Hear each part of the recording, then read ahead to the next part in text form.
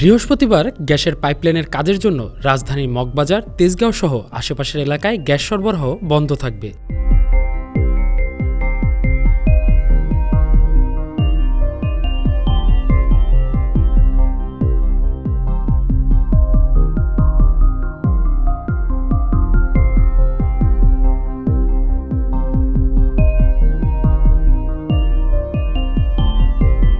তিতাস এক সংবাদ বিজ্ঞপ্তিতে জানিয়েছে, মগবাজার, নয়াটোলা, মধুবাগ, তেজগাঁও, হাতিরঝিল, মীরেরবাগ, গাবতলা, গ্রিনওয়ে, পেয়ারাবাগ ও ইস্কাটন এলাকার সব আবাসিক ও বাণিজ্যিক শ্রেণীর গ্রাহকের গ্যাস সরবরাহ 10 ঘণ্টা বন্ধ থাকবে।